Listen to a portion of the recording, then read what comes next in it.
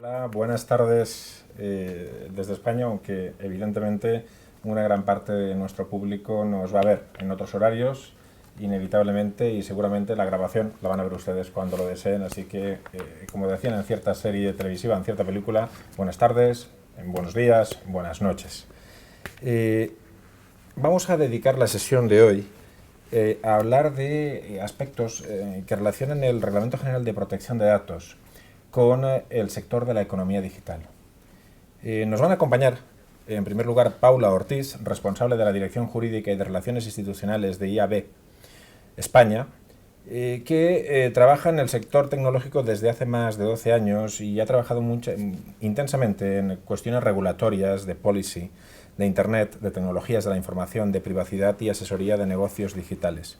La verdad es que podría contarles mucho, pero en aras de la sesión debo decirles que Paula es una profesional de reconocido prestigio, muy diligente y que cuenta entre sus saberes algo que no es común y que debo decir compartimos, y es haber estado a los dos lados de la valla, ya que Paula trabajó en el regulador y tuvo oportunidad en el ámbito internacional de cooperar en muchos de los trabajos del grupo de trabajo del artículo 29, que después todos hemos tenido el placer de disfrutar y en algunas ocasiones de sufrir. Pero en esas ocasiones les aseguro que no fue por el trabajo de Paula.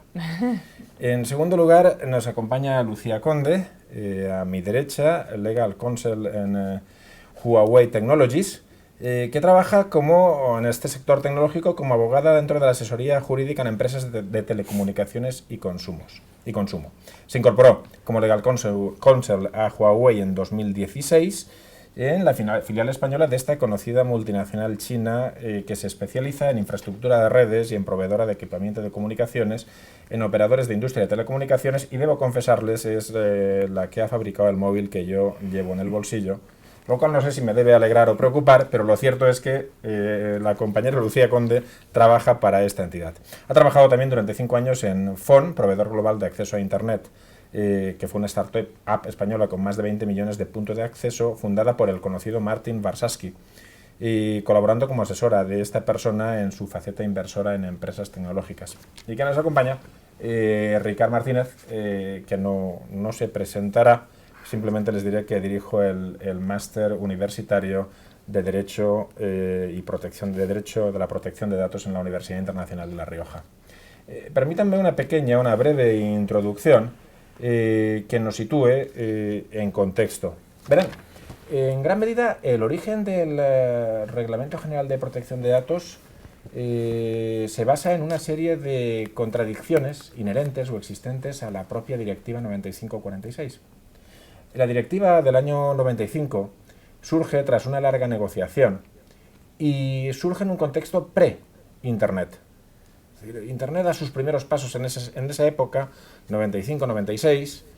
Los más viejos del lugar recordamos un navegador llamado Mosaic, pero digamos que era algo particularmente restringido a entornos públicos, sectores universitarios y mundo muy tecnológico. Por tanto, la directiva surge todavía en un contexto en el que al regulador lo que le preocupa es el procesamiento de datos a gran escala por parte de los gobiernos y por parte de ciertas empresas.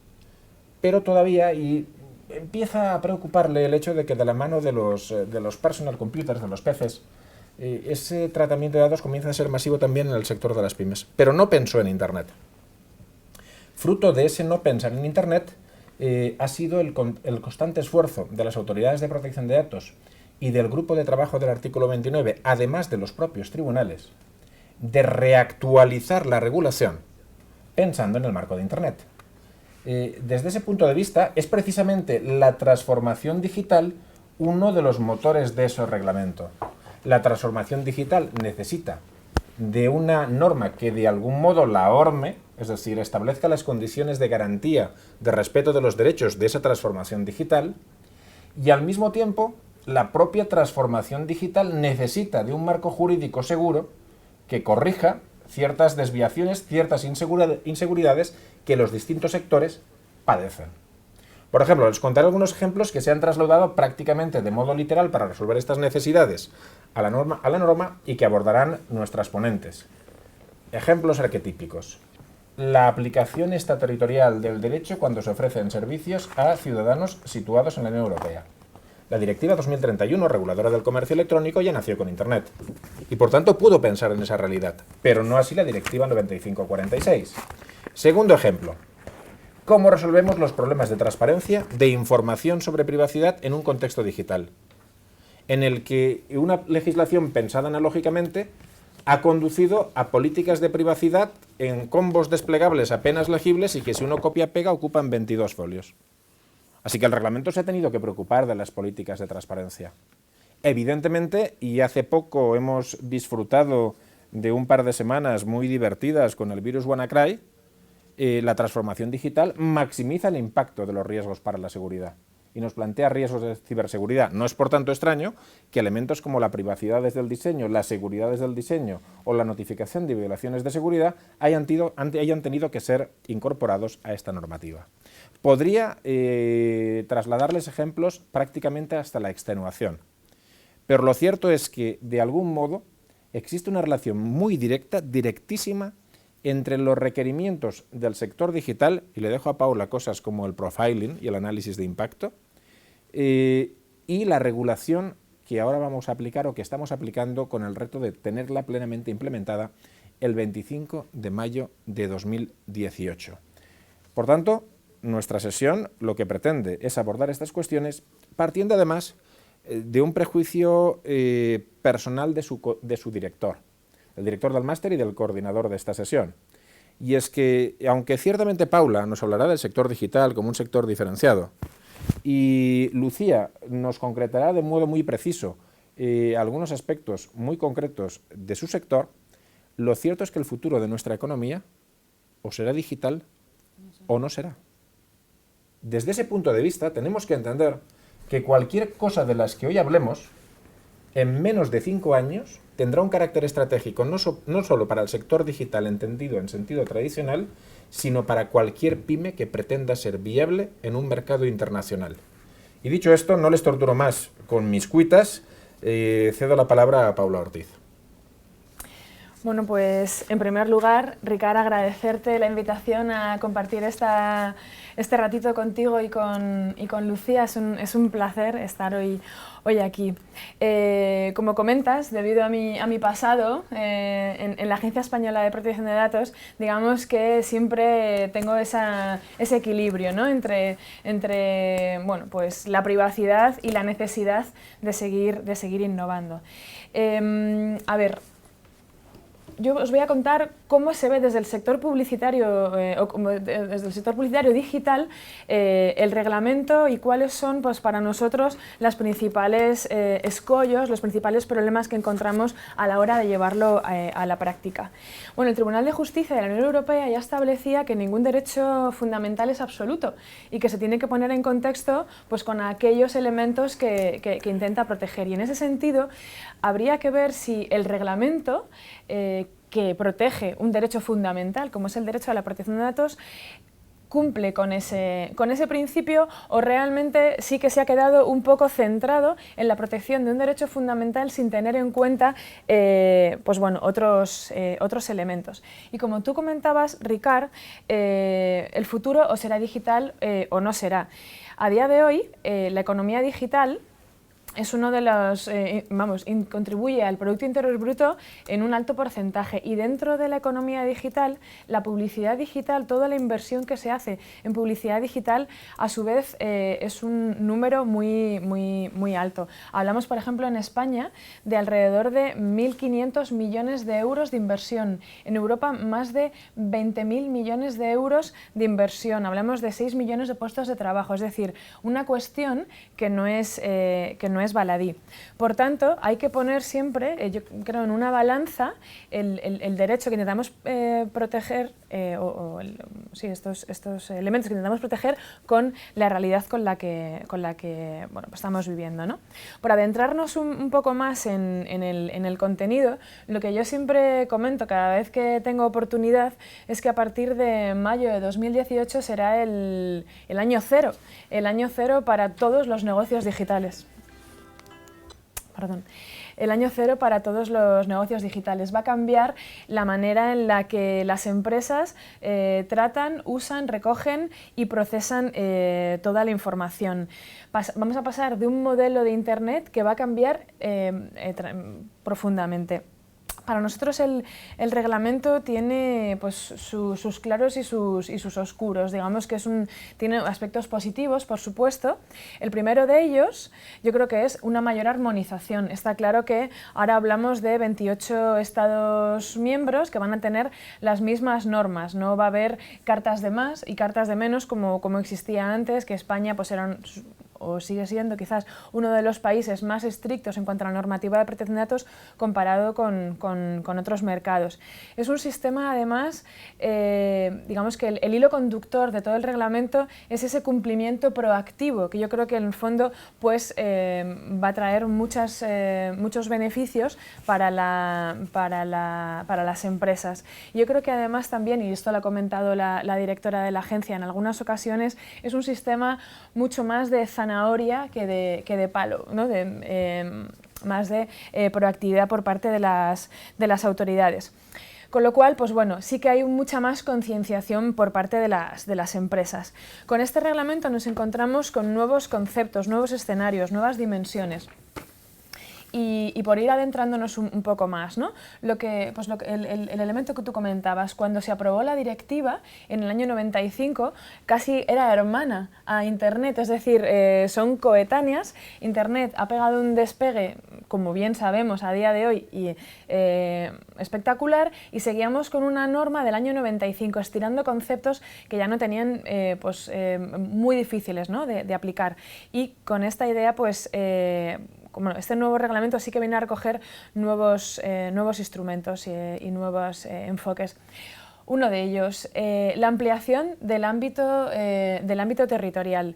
Con el nuevo reglamento de protección de datos, la normativa será aplicable no solamente a las empresas que están en el territorio de la Unión Europea, sino todas aquellas empresas que tratan datos de ciudadanos de la Unión. Esto lo recogen el artículo 4 y algunos de los considerandos que vienen a matizar cuándo se considerará que se tratan datos dentro de la Unión Europea. Por tanto, potencialmente cualquier empresa, cualquier web, cualquier aplicación del mundo puede estar impactada por este reglamento. Habrá que ver, lógicamente, en mercados donde sea mucho más fácil esa conexión, ese enforcement, como puede ser a lo mejor Estados Unidos o países que tienen una adecuación como Argentina u otros países de Latinoamérica, y habrá que ver pues, cómo se lleva a cabo esta aplicación de la normativa en otros territorios, ¿no? Por otro lado, y uno de los elementos que yo creo que tiene un mayor impacto para el entorno digital, que es la ampliación de concepto de dato de carácter personal. Lo define el artículo 4.1, el dato de carácter personal se amplía en el considerando 30, y lo que establece es que se incluirán dentro del concepto de dato de carácter personal los identificadores únicos, los datos de geolocalización, y además el considerando 30 hace una mención específica a las cookies. Por tanto,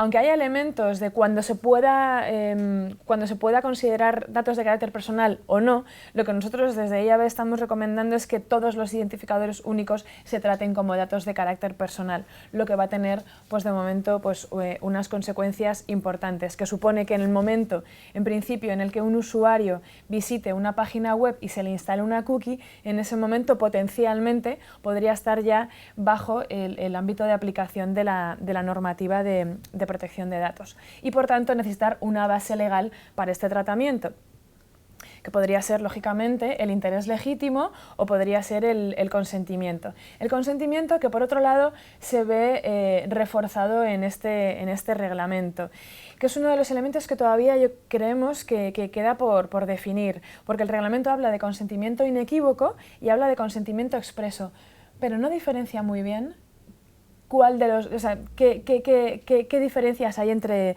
cada uno de los dos. El artículo 7 hace referencia a los elementos que se tienen que recoger para este consentimiento, el artículo 4.11 lo define y el considerando 32 pues se refiere al mismo, estableciendo que no podrá ser tácito, que no podrá ser con casillas premarcadas, etcétera, etcétera. Con lo cual, no queda muy claro cuando hablamos de un consentimiento explícito o cuando hablamos de un consentimiento inequívoco.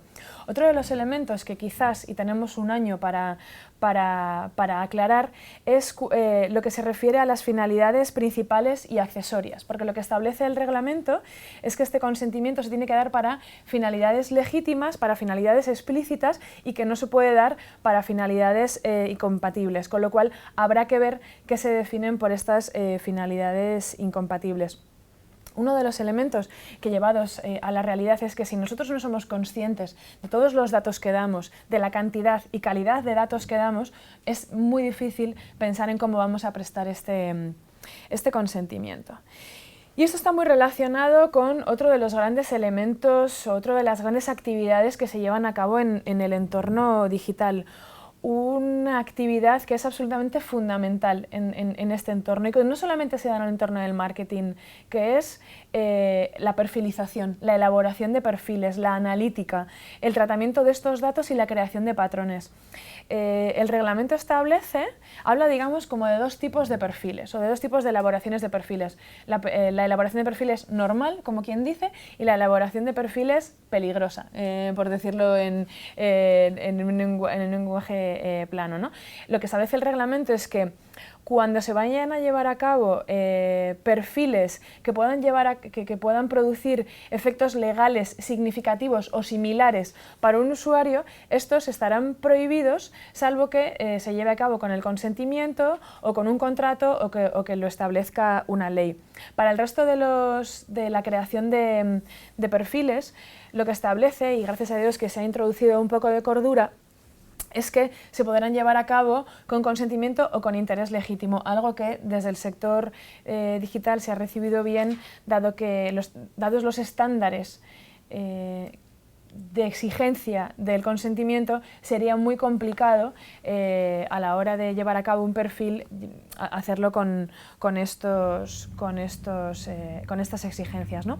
Lo que establece el reglamento es que se tiene que llevar a cabo evaluaciones de impacto de la privacidad, que se tiene que trabajar en una transparencia absoluta, con todas las finalidades para las que se van a llevar a cabo estos perfiles y que, bueno, pues, que al final pues, se tiene que dar también ese derecho de oposición a los usuarios, ¿no?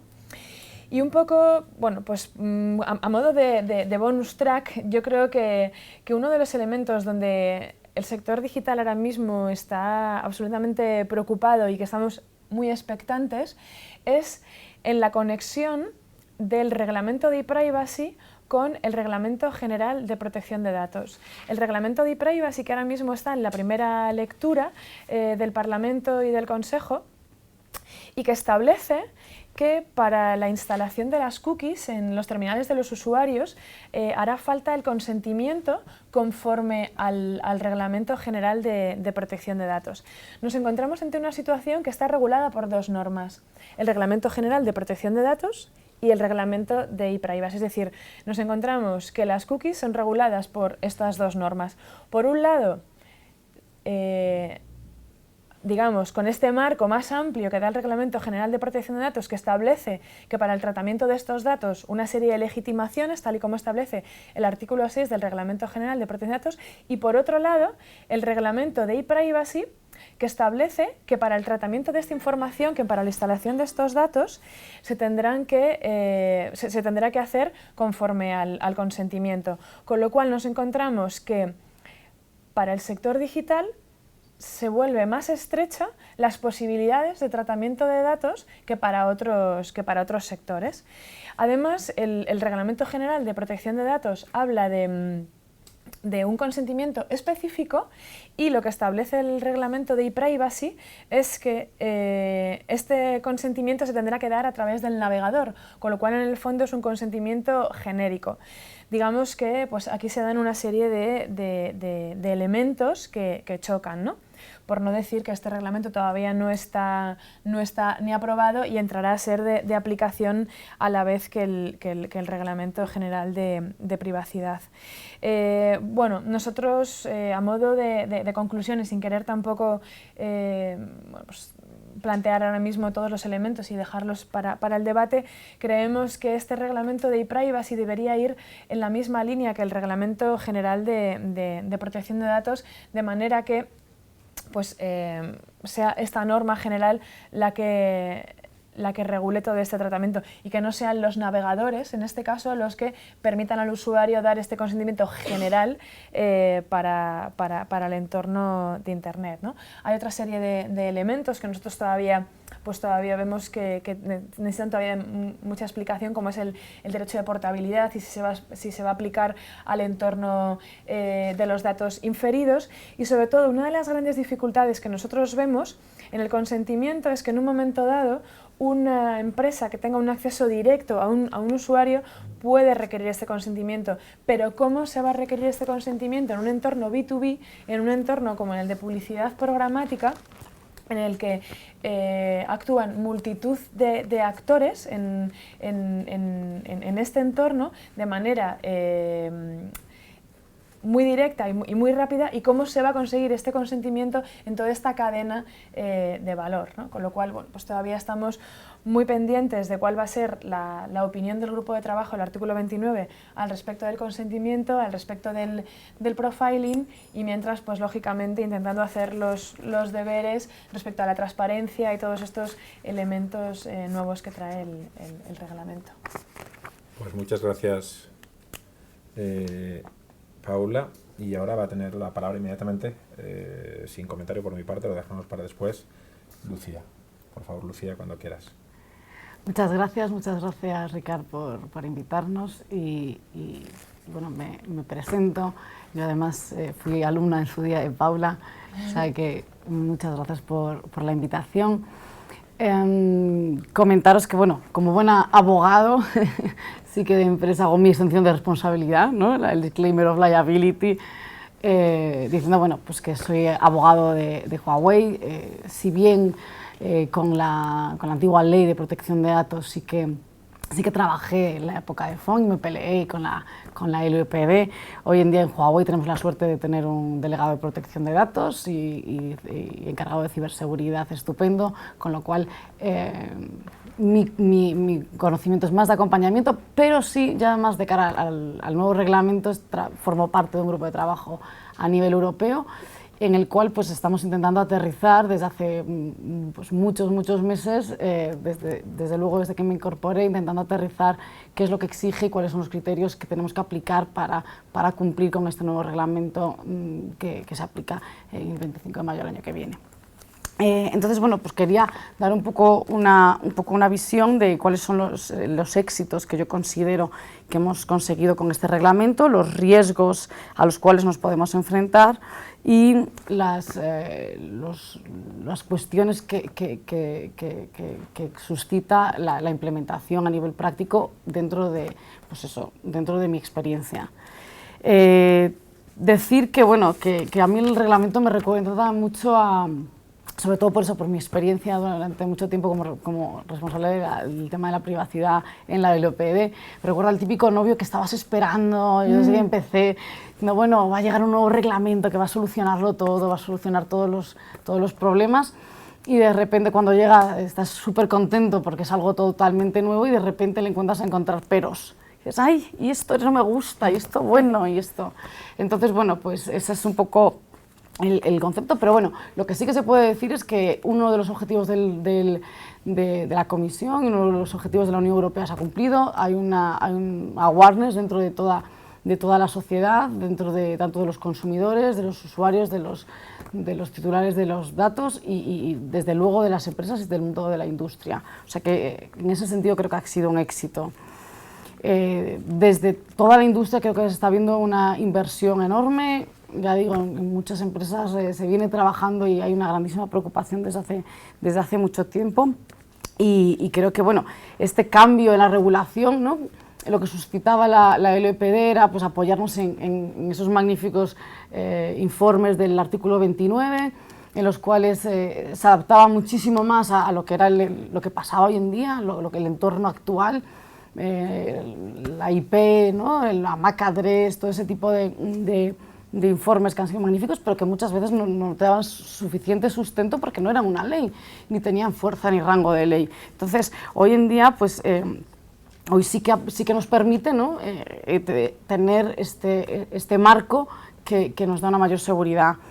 Este marco tiene un riesgo, yo creo que importante, ¿no? que evidencia un poco los problemas hasta a nivel europeo, que se reflejan hasta en la legislación, que no se ponen de acuerdo, y algunos de esos gaps, ¿no? de esos artículos que dejan arbitrio a los Estados miembros a poder implementar esas medidas que consideren, y que quizás pues dejan una vía abierta, una puerta abierta a la desarmonización, algo que ha sido pues, muy buscado.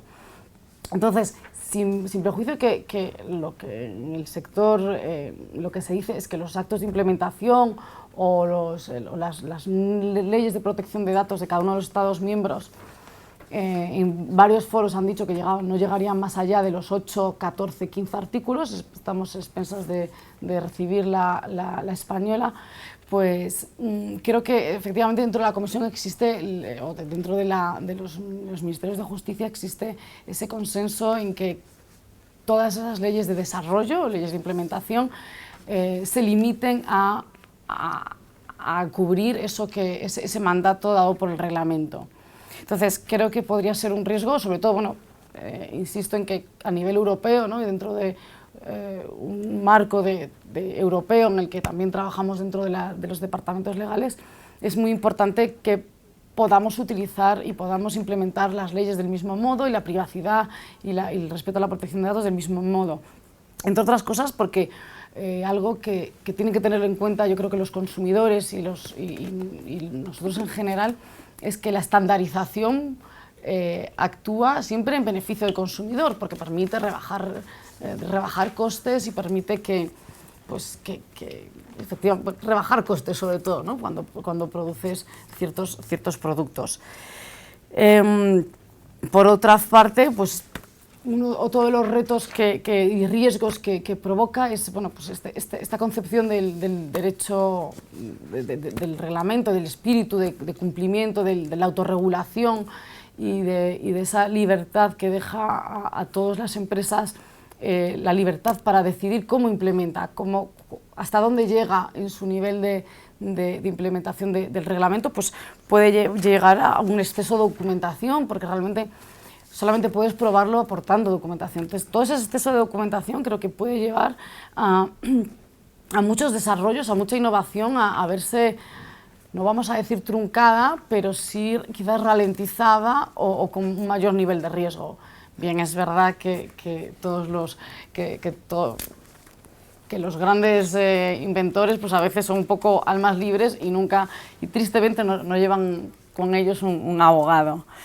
Volviendo también al concepto que comentaba Paula del concepto de dato, que todo es dato, que la innovación, o sea, todos los datos generan una grandísima innovación y pueden provocar pues, el tema, es decir, el perfilado, la pseudonimización, puede provocar que muchos de estos datos generen nuevos modelos de negocio, ¿no? En el caso de los datos abiertos es evidente, el cómo un dato puede permitirte saber a dónde llevar un busvao, por dónde se mueve la población en general.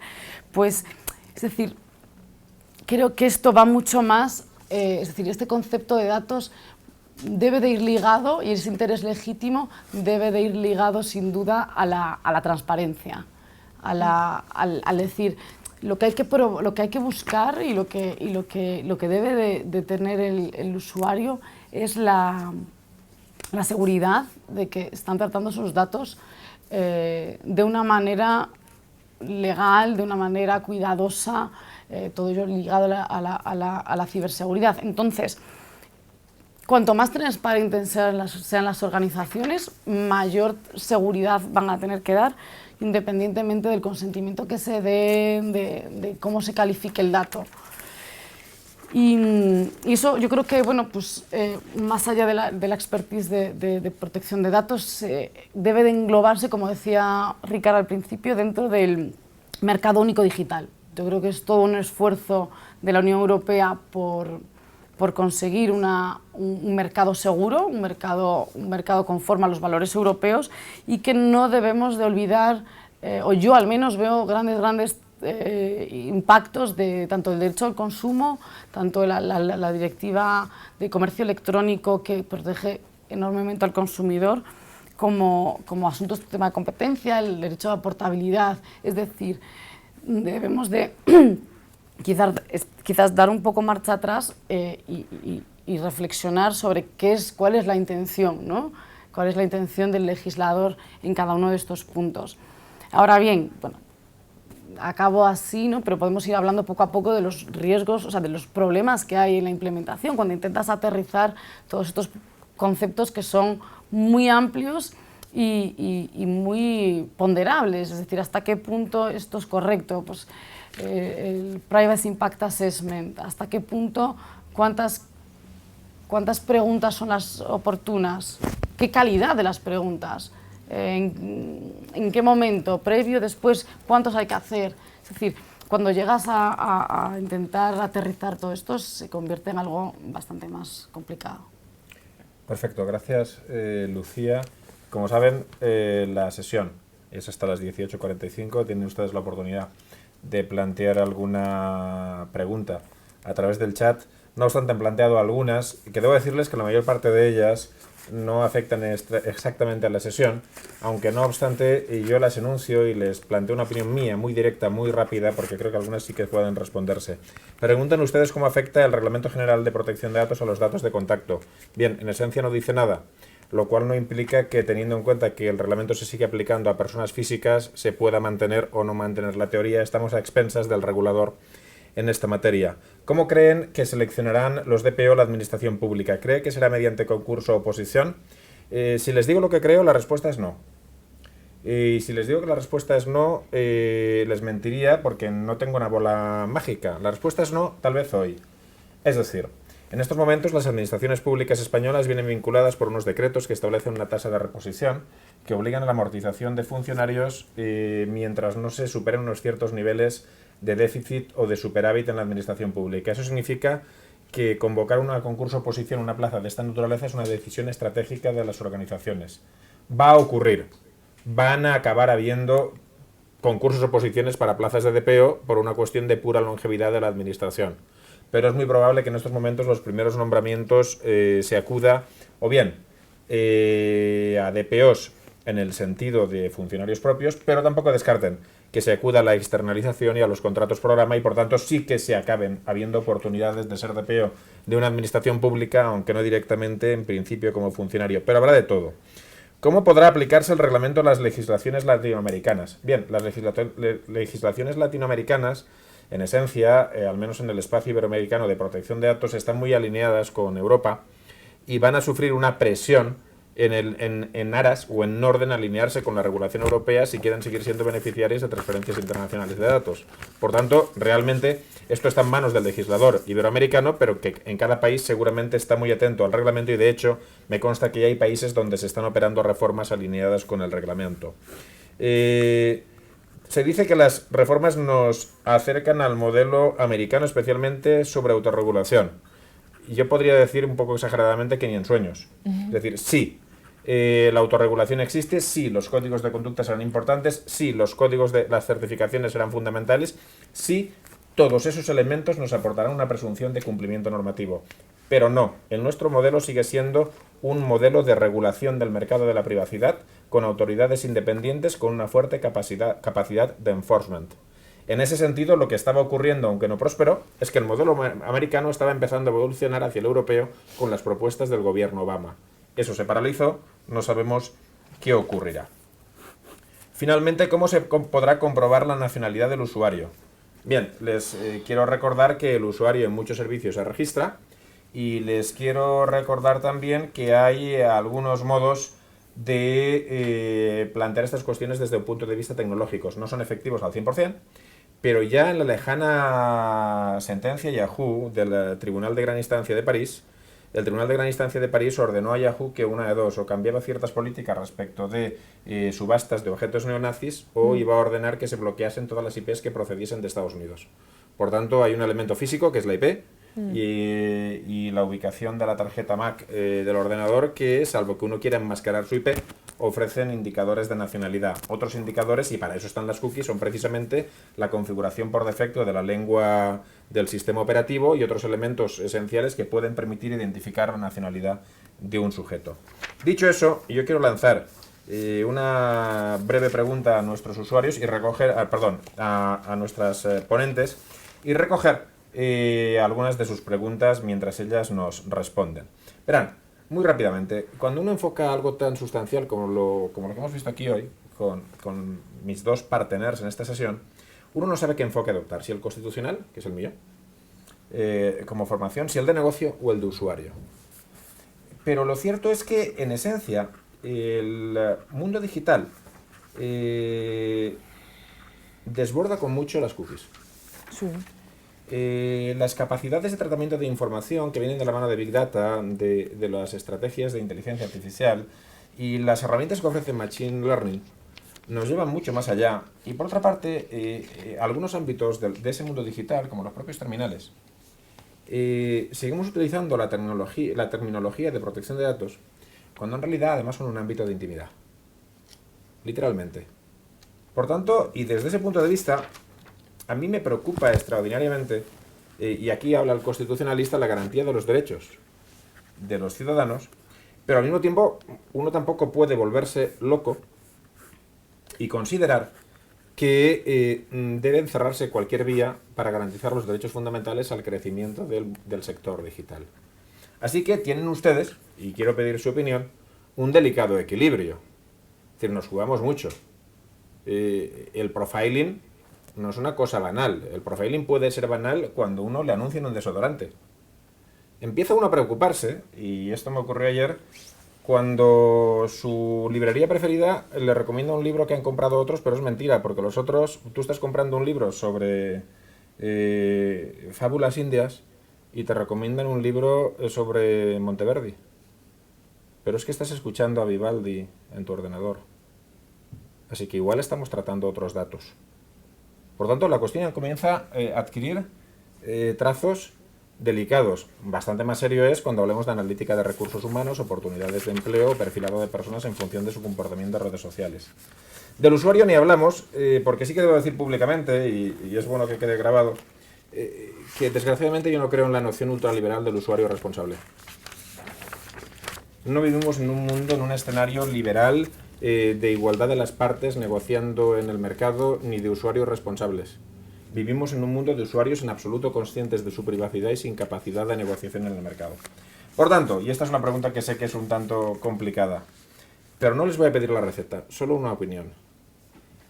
¿Creen que el reglamento nos ofrece herramientas que ayuden a equilibrar estos bienes en conflicto? Si es que hay un conflicto, al revés, conciliar los intereses de todas las partes, y nos va a ser útil para que la economía, la transformación digital prospere, sin esas barreras, sin esas cerrazones que todos hemos padecido con las interpretaciones lineales de la LOPD. ¿Es eso posible?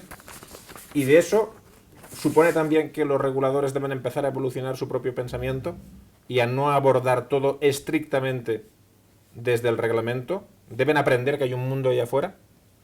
Si queréis, respetamos el orden. Paula. Vale, pues perfecto. Hombre, yo creo que el reglamento claramente viene a dar la sartén por el mango al usuario y de dotarle de esa capacidad de decisión y de obligarle o de obligarnos un poco a tener esa madurez digital y a, bueno, pues que en esa parte contractual pues tenga un poco más de peso, ¿no? Yo creo que la privacidad o la intimidad empieza por uno mismo, es decir, desde la información que nosotros damos libremente pues, las redes sociales, por ejemplo, cada vez que publicamos dónde estamos, con quién hemos comido o una foto en Instagram. Y luego, respecto a este contrato con las grandes empresas, está claro que, bueno, pues intenta dotar de este mayor peso al usuario, ¿no?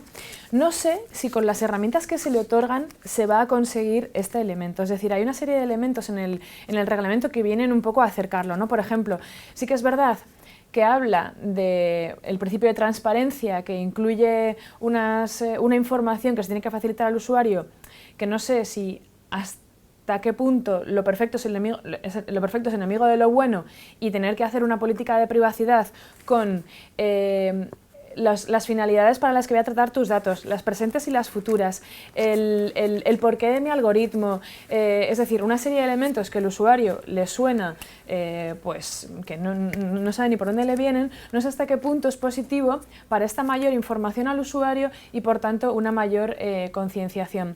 Sí que es verdad que también trae una serie de elementos, como es la aprobación de unos iconos informativos que yo creo que a la larga pueden tener pues un impacto positivo de cara a una mayor concienciación, ¿no? Tal y como por ejemplo pues lo tenemos en propiedad intelectual con los Creative Commons, ¿no? Yo creo que sí que es verdad que se ha dado mucho peso a este consentimiento, y creo que el consentimiento pues a día de hoy no es libre. No es libre y no es en fin, no creo que sea la herramienta sobre la que deba pivotar los diferentes tratamientos.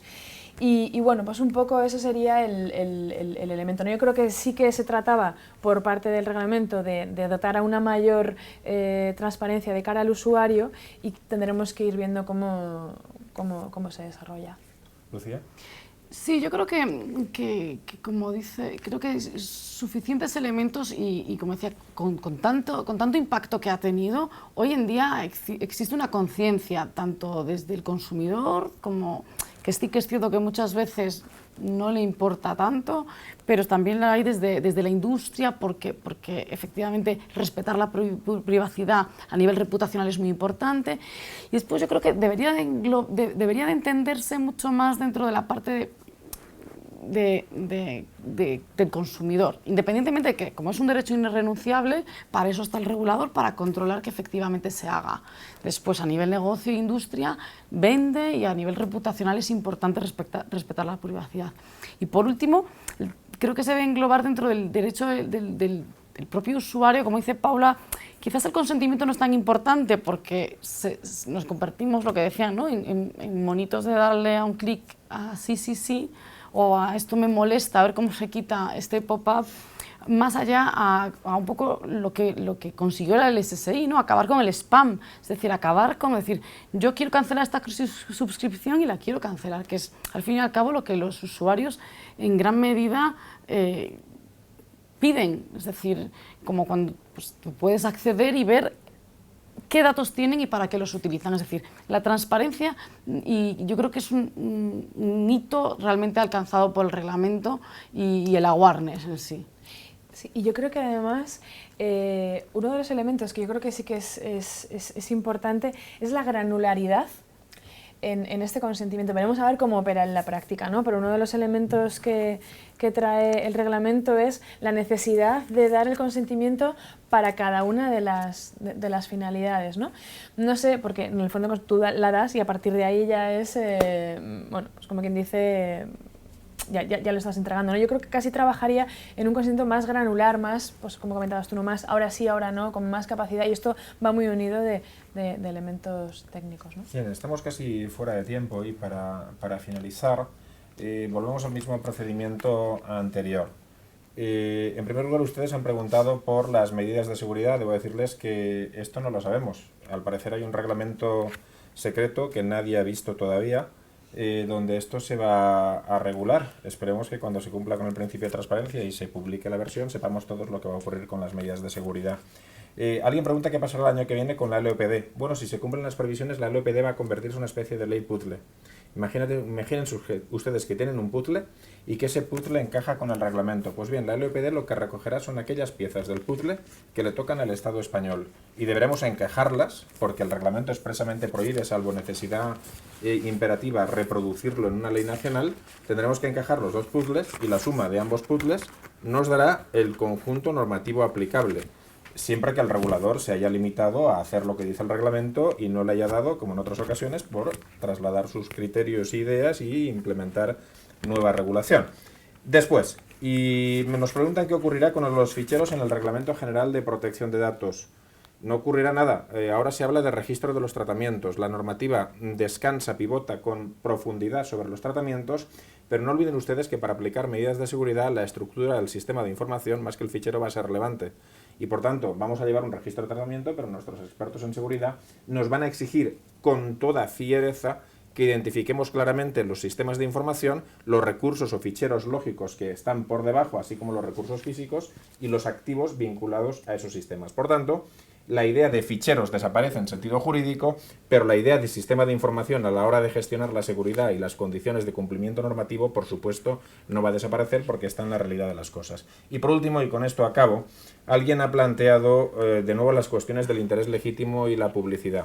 Y salvo que me corrija Paula nos ha dicho con anterioridad, tal vez nuestro espectador ha llegado con retraso, que el interés legítimo tendrá cabida en la aplicación de cierta capacidad en el marketing y en la publicidad, pero que no obstante nos ha venido a decir que cuando la cosa suponga jugar con las cosas de comer y tenga una mayor intensidad, una mayor invasividad, aparte del análisis de impacto, se exigirá una mayor transparencia y un consentimiento claramente informado por parte del usuario. ¿Es así?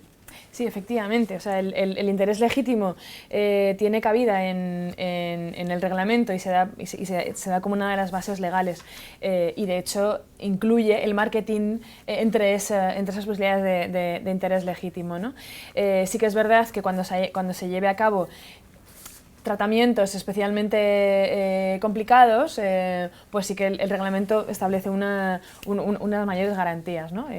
Como es el consentimiento, un contrato o que sea una propia ley la que lo establezca. Pero para esto se refiere, como decías tú, para las cosas de comer, para cosas importantes. Habrá que ver si este efecto legal significativo, ¿qué es? Porque que no te concedan un crédito es un efecto significativo, o que no te contraten, pero que te muestren una determinada marca en vez de otra, pues quizás no tenga ese efecto sobre ti, ¿no? Así que... Perfecto. Pues Paula, Lucía, gracias por estar aquí hoy con la Universidad Internacional de La Rioja. Gracias por soportar el estrés, porque estas sesiones son sesiones contrarreloj pensadas para Internet y les aseguro que a todos los que hemos estado aquí se nos va a hacer muy corta, pero seguramente a los que los ven en diferido puede que se les haga larga y el imperativo de respetar un cierto tiempo razonable en Internet se impone a nuestras ganas de estar aquí, debo confesarlo, hasta altas horas de la madrugada. Pero bueno, esperamos repetirlo y esperamos que ustedes lo disfruten. Muchas gracias. Gracias.